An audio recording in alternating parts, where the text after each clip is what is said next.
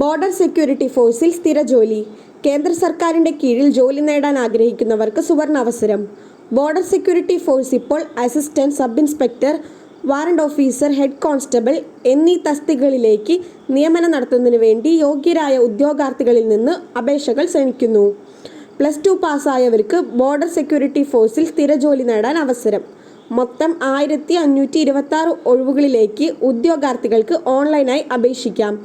നല്ല ശമ്പളത്തിൽ border security ഫോഴ്സിൽ സ്ഥിരജോലി ആഗ്രഹിക്കുന്നവർക്ക് ഈ അവസരം ഉപയോഗപ്പെടുത്താം. ഈ ജോലി ഓൺലൈനായി 9 ജൂൺ 2024 മുതൽ 8 ജൂലൈ 2024 വരെ അപേക്ഷിക്കാം. ശമ്പളം 25,500 മുതൽ 92,300 വരെ. അപ്ലൈ ചെയ്യാനുള്ള ലിങ്ക് ഡിസ്ക്രിപ്ഷൻ ബോക്സിൽ ഉണ്ടായിരിക്കുന്നതാണ്. അല്ലെങ്കിൽ www.തൊഴിൽവീഥി.com സന്ദർശിക്കാവുന്നതാണ്.